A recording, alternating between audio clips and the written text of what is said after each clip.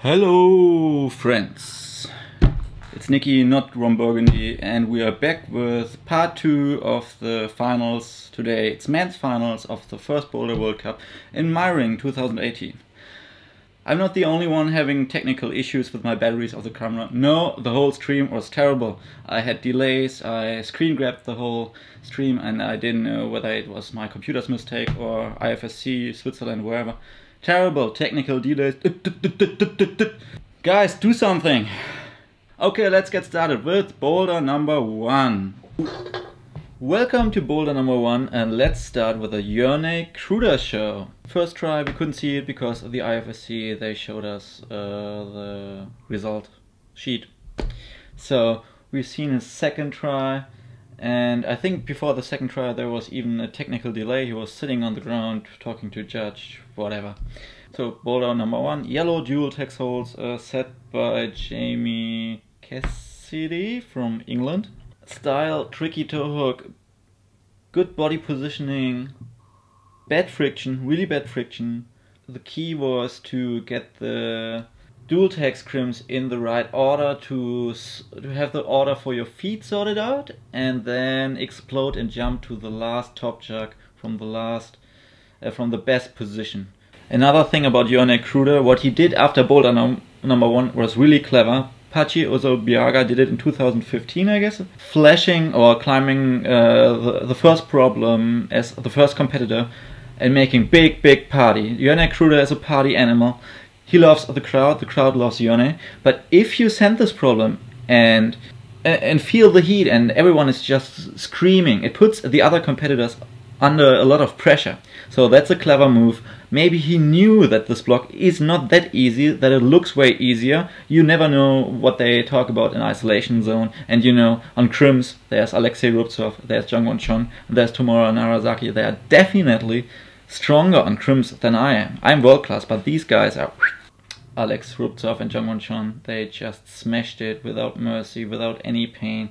They just crushed it. To have your right foot really high on the big zone hold, get really close to the wall and then jump full.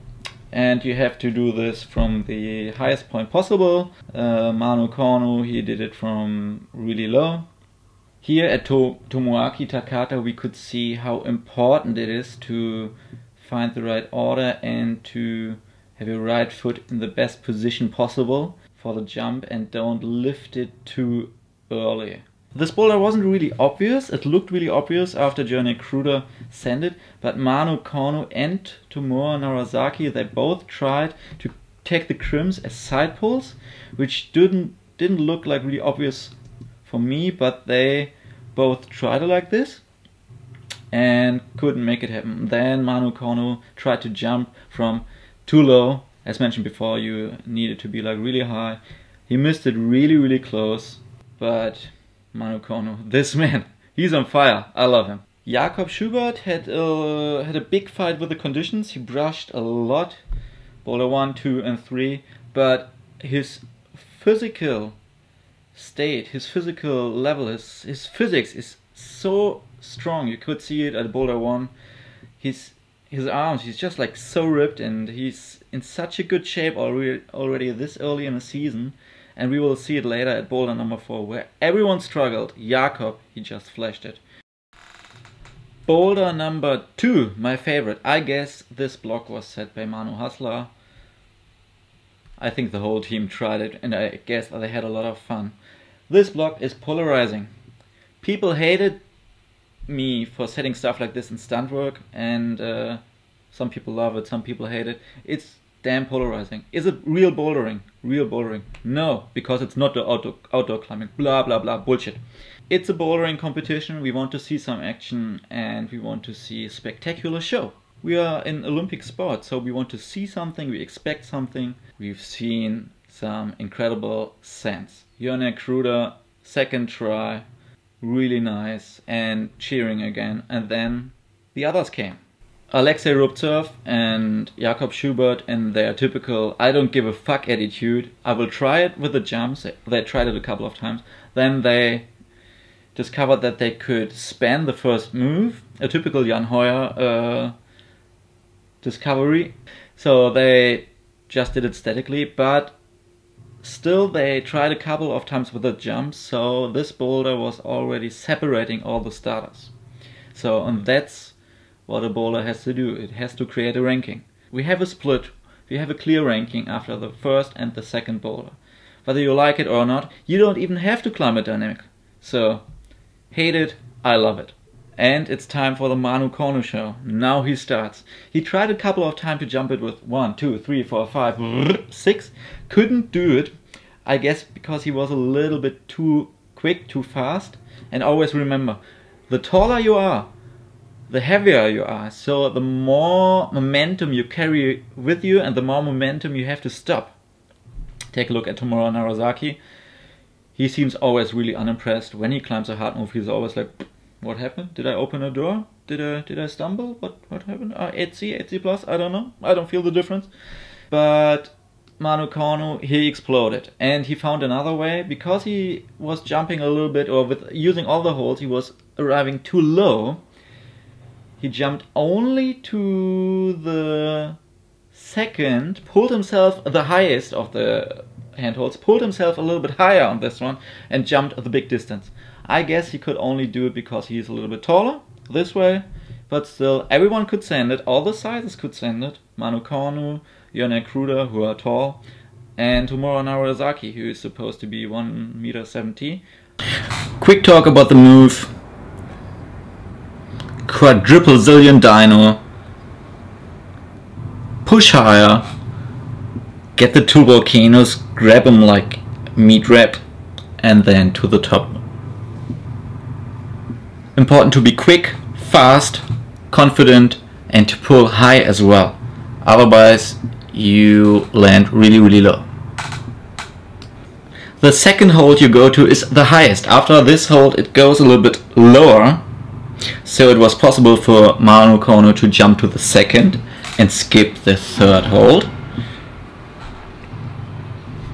If you take all the holds, you minimize the momentum a little bit, and it's easier to catch the last hold with two hands.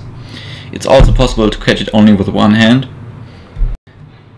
To force the move, you need to tilt all the side pulls a little bit more to the left, but there's a point where it's too much tilted to the left, so you can't really generate swing anymore and momentum, and you can't pull yourself higher. So it's always on the edge if you have 1, 2, 3, 4 holds. If you only have one hold where you go double two and you almost slide away into the next one, then it's possible and easier to force it. 1, 2, 3 quadruple dyno, it's really, really hard to force it. Okay, let's go to boulder number 3. We heard the MCs talking about the intended beta, and I think facing outwards, putting right foot onto the start hold, looking into the crowd, left foot onto the small blue screw on, and then doing a 180, so kicking with the right leg inwards onto the back black big hold and standing there is the intended beta. It might look somehow similar to me doing this move, which is much easier and forced for a boulder competition, we said 3 years ago. So no one even tried, only Manu Kono tried almost to turn around. So I think the intended beta was a little bit too tricky apparently. And jumping down was easy. Maybe it was intended as well to stem down, to push down, not to jump down. Like jump downs in general are forbidden. But you can't prevent it if climbers decide to go for it. Jump downwards. What could be irritating is that the black volume is chalked white on the bottom part. So maybe some climbers thought about, okay, we really have to jump down. Yeah, that's sometimes a little bit misleading. So we've seen different methods of going down into the dish. Different climbers made it happen. Yone Kruder, Tomura Narasaki, Alexei Rubtsov was down there as well, and Manu Kono. Oh, poor Manu. Let's get around it. Yone squatted down on one knee, then he fell over, pulled his feet higher not to touch the mat, and then he mentaled onto the black thing. Oh, the last move was really good. You had to match a thunder cling, get your right foot higher again, all sizes, even to more, then jump out of this undercling.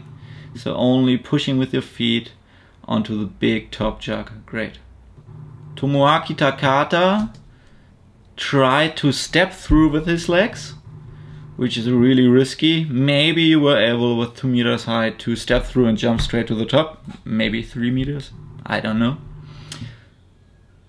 Here we can see Manu Kono trying to turn around, then he decides to go the other way. He was able to go down with his hands into a stem, into a push, and then match his feet, which is a hard move for itself. And then it's really hard from this position to get your right foot next to your right hand. He made this possible. So Manu Kono, he made it possible. He went over with his right to the black dish. Then he matched feet. Then he matched his right foot into the black dish. And then his left foot was inwards. His left knee was inwards. I think if he would stand like proud in a corner, both heels pointing inwards, he would be able to generate momentum. But he didn't. Then he dropped down onto the big zone hold, mentaled himself up again and lost balance putting his right foot higher. He tried with a heel hook and then he fell down. Tomohiro Narazaki used one part of the wall, one over a lip of 2 plywood joints, and stepped through with his left leg. He's a little bit smaller, so he fits into the corner a little bit more, a little bit better. Then he pushed down with his right hand. He made the foot swap, quite easy, really flexible, getting his right foot over. And because he's smaller, he has a better center of his body, so he was able to match and to stand on this black volume really easy. And for him, the hardest part was, after the thunder cling, finding the foothold, because he couldn't lean backwards. He was under the thunder cling, and he couldn't really look down where the foothold was. And then one more time exploding, explosive power. That's Tomohiro Narazaki, easy to the top. Boulder number 4. New flat hold shapes, slightly in-cut. You can crimp them, but you can't really use them as footholds. Really flat and smooth, going into the wall. Great. Style. A lot of moves, big moves, crimpy. Find the right body positioning. Everything is really exhausting, so you have to decide quick what you want to do and commit to it. Yone Kruda started first and he fell before the top. Really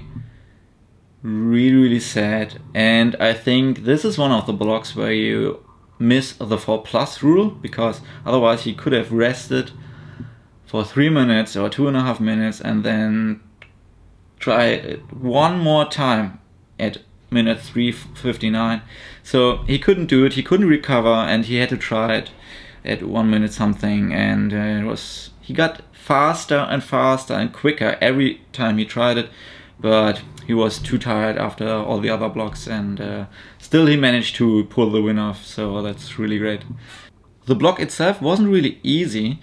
I misjudged the whole block. I was like, okay, Yone Kruda almost finished it, so Alexei Jongwon and Tomohiro Narazaki will do it. But he is fucking strong, he's in a really good shape, and every one of these other 3 had a lot of struggles.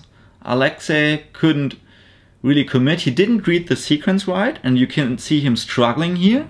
So he went left, right, down, then matching feet again, going lower with his left hand, and that's something you can't do at this level, especially not after trying 3 blocks before.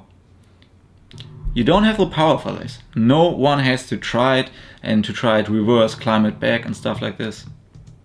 Jongwon as well. He tried a couple of times. He changed positions. He didn't know what to do with his right foothold, with his right foot, and then he spun out.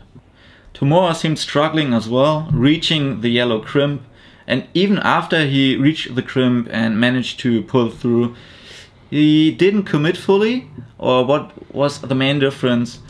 He didn't push his hip really far to the left, so you have the zone hold, and Yone, he pushed really hard onto the big black foothold to get into the yellow crimp, and once he had the yellow crimp, he pushed even harder.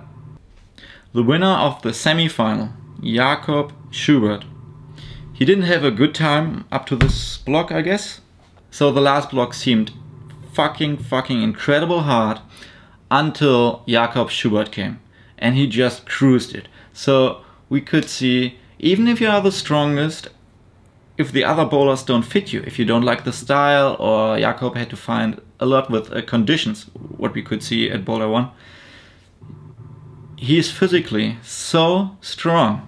He made the last bowler look that easy. It's incredible. I'm really astonished. So after this last block, we can put it all in a nutshell. Yone Kruder, he pulled it off. Congratulations, really great effort, really good style, really good cheering, really good start climbing wise, and he deserved it. But the others are not far behind. Jakob Schubert seems like physically so strong at the moment. If he can transfer his physical power into sending the problems or into the flow, and if the competition is set in his climbing style, oh yeah, there's something big coming. Tomorrow Narazaki, always looking really strong. Alexei Rubtsov, Jongwon Chung. I talked to Liam Lonsdale and he told me that Jongwon never made the finals in Meiringen before, and Jongwon feels like Meiringen wasn't his kind of competition before. So he was already happy to make it into the finals, and he's a quick learner. So for him, it's already a big success, so he will come back stronger, and I'm really looking forward to next week, to Moscow, Russia. I don't know anything about the wall, I don't know anything which holds we will see, I don't know anything about the setters yet. It's only 1 week in between, it's already starting in 4 days. So that will be a great show next time, and yeah, I hope we will see each other again.